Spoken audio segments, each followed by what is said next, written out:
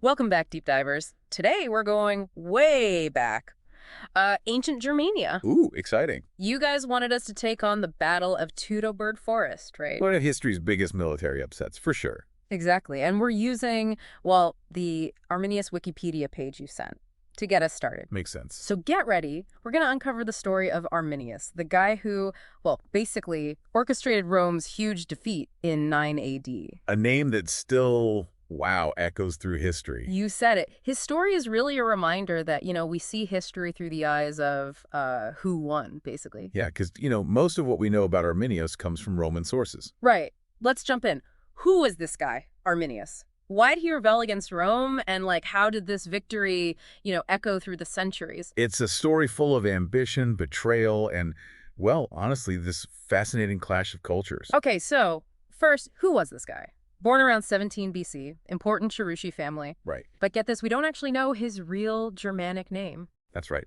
Arminius, that's a Roman name, probably given to him when he was in their army. Wow.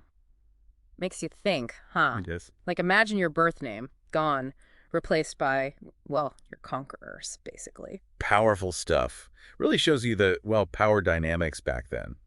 And raises questions about, whose stories are actually told and, who's telling them. Totally. It does make you wonder, what would a Germanic account of him even say? Right. But let's stick with what we know. Arminius, he serves in the Roman army, rises up to equestrian rank. That was a big deal in Rome. It was. And eventually he gets Roman citizenship. And that's where he gets to know Roman tactics, their whole military strategy. And that's key, right? That knowledge, understanding Roman warfare from the inside. Right. It's what let him, outsmart them later on. Like the student who beats the master, Yeah, right? Exactly. So around 7 or 8 AD, he heads back to Germania, gets caught up in all these tribal power struggles, and this adds a twist. He marries the Znelda. Daughter of Segestes, a pro-Roman Cheruchi leader. Yeah. But her dad, Segestus, not happy about this marriage. Not at all. Makes the whole political scene even more, tense. Okay, so picture this. 9 AD, Roman governor. Publius Quinctilius Varus. He's marching into Germania. Legions with him. Right. Can you give us some, context, Roman expansion into Germania, all that? What was Varus's deal? So Rome, under Augustus, they were going hard, expanding eastward. They wanted secure borders, and Germania, it was strategic. They wanted control. Makes sense. Varus, he was a seasoned guy, an administrator. His job, establish Roman order, their whole system, in this newly conquered land. Basically making Germania Roman, right? Pretty much. And he was capable, don't get me wrong, but maybe a little too confident in Rome's power, maybe underestimated how much resistance there'd be. And all this time, Arminius is right there with Varus, seemingly loyal to Rome. Brilliant move, tactically. Being close to Varus, let him gather information, see Roman strengths, weaknesses, the whole 9 yards, and then, plan his betrayal. Playing the long game. And didn't, Segestes try to warn Varus? Arminius' own father-in-law. Yeah, some sources say he did warn him about a possible uprising, but Varus, he dismissed it. So was Varus just naive? Or was it standard Roman thinking, trust the ones who seem to have assimilated? That's a good question. Varus knew Arminius for years. Probably saw him as, Romanization working. I mean, the guy was a Roman citizen equestrian class. Right. Trusting those who pledged allegiance, it was, part of their expansion strategy, integrating conquered people into the system. But maybe also a bit of, arrogance. Rome was used to winning. Maybe they just couldn't see that, their opponents could outsmart them. Yeah, hubris, like the Greeks would say. Dangerous stuff. And in this case, deadly. For Varus and his legions, Arminius, he plays his part perfectly, leads them straight into an ambush. Teutoburg Forest. Where exactly that battle happened, historians are still arguing about that. But one thing's for sure, it was a disaster for the Romans. And, a total disaster. Not just a defeat. 3 whole legions, gone. Wiped out. Shocking. Sent shockwaves to the whole Roman Empire. One of their worst defeats ever. Imagine it, the symbols of Roman power, the legionary eagles captured. Wow. Devastating. Morale crushed, prestige gone. And Varus, he takes his own life. Rather than be captured, face that humiliation. You can imagine the scene in Rome when the news hit. The invincible Roman army brought down by one of their own. A Roman citizen. The betrayal, the shock. Really makes you wonder, huh? Like, were the Romans really as invincible as they thought? Yeah, definitely challenges that narrative. Makes us think about, well, the people who resisted them. And that brings us back to what you said earlier about sources. We're basically getting Arminius through, like, Roman eyes. How much can we even trust that? It's a big question, and it's one historians are always wrestling with. Our main sources for this time, Tacitus and Velleius Paterculus, they give us a lot, but, well, they were Romans, writing decades after Teutoburg Forest. So maybe their accounts are a little, I don't know, biased, spun a bit. They wouldn't want to make themselves look bad, right? Exactly. They probably emphasized how great and strong Rome was, and downplayed any reasons, any real grievances the Germanic tribes might have had. Like trying to understand a fight, but only hearing one side of the story. Right.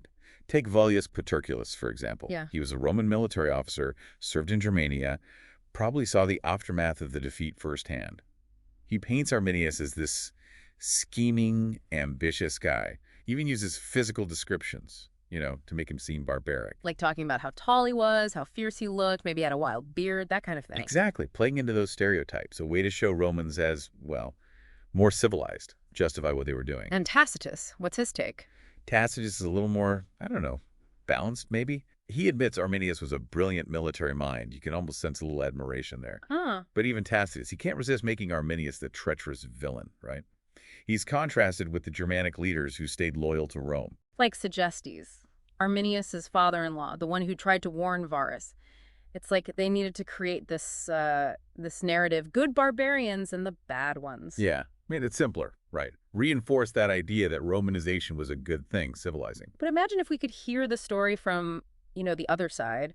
What were the Germanic tribes saying about this guy? Did they have songs, legends about him, the man who stood up to Rome? Wouldn't that be amazing? Hearing Teutoburg Forest, not as a Roman disaster, but a Germanic victory, a triumph.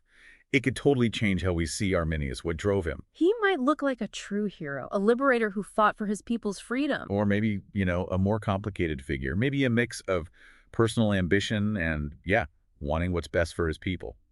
Point is, we're missing a big chunk of the story. Makes you realize how important it is to look for, well, more than one perspective, right? Especially with events that, change the course of things. And Teutoburg Forest, it wasn't just some isolated thing. The effects of that battle, they rippled out. Oh, absolutely. For Rome, it was a huge setback. They didn't give up on conquering Germania entirely, but they got more cautious, focused on what they already had. Learned their lesson, huh? The hard way.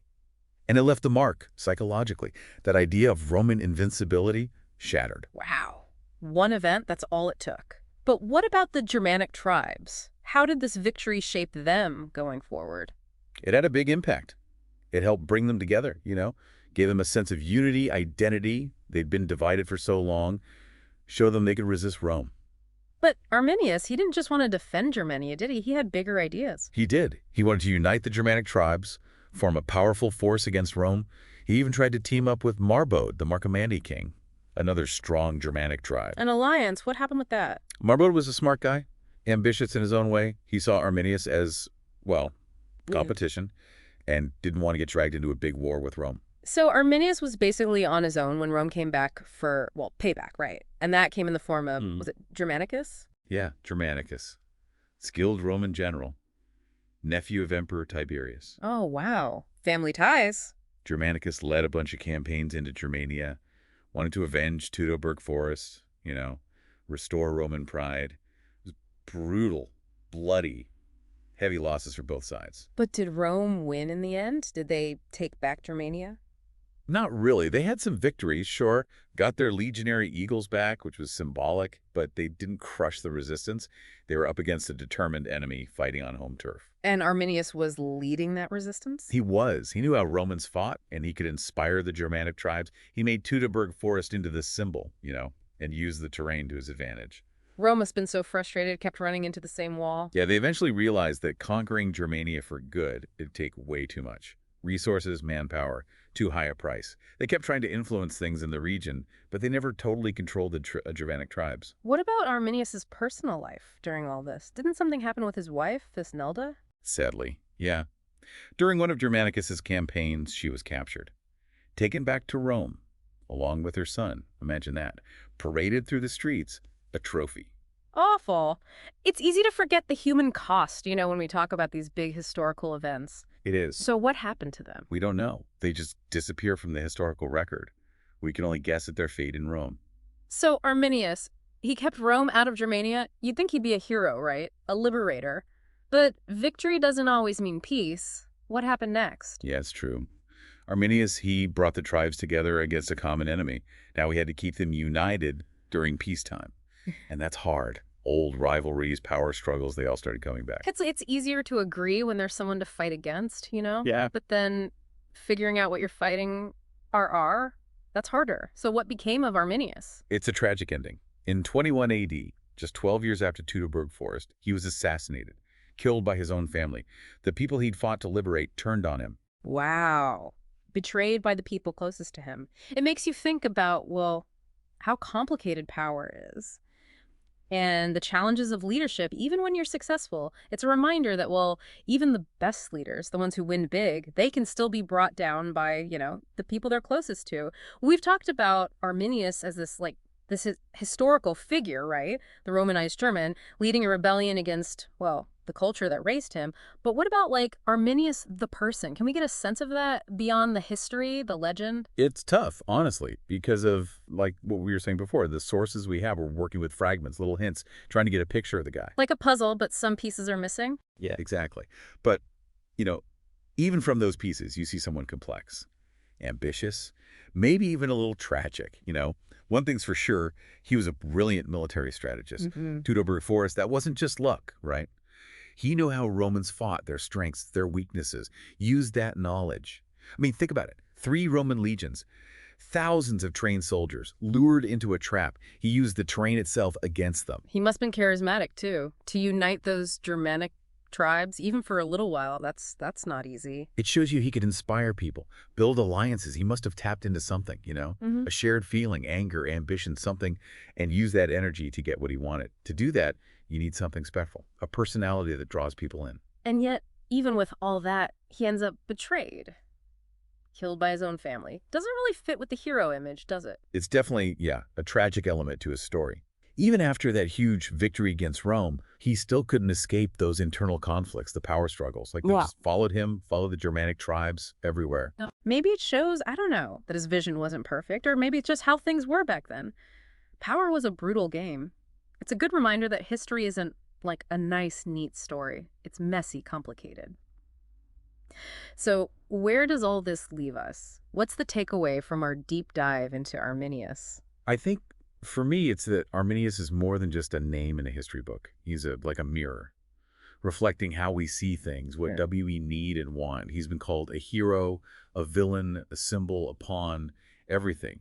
His story makes us think about how we tell history, right? How we use the past to try and understand the present, and what we do with the legacy of, well, the people who came before us. And maybe it also makes us want to, I don't know, keep searching, right? Look for those missing pieces of the puzzle. Find different perspectives, the stories that weren't told as loudly, so we can understand this guy, this fascinating, mysterious figure, even better. Imagine what we'd learn from a Germanic account of his life. Yeah, that'd be something. What stories did they tell about him? Songs, monuments. We have the Hermannsdenkmal, but what would a Cherushi monument look like? That's where you come in, deep divers. This is just the start. Go explore ancient Germania, Find those other perspectives. Keep asking questions about the stories history tells. You never know what you might find. Until next time. Thank you for listening. If you love history, don't forget to subscribe to History with Bree and Peter. Join us for more fascinating stories from the past. Hit that subscribe button and never miss an episode.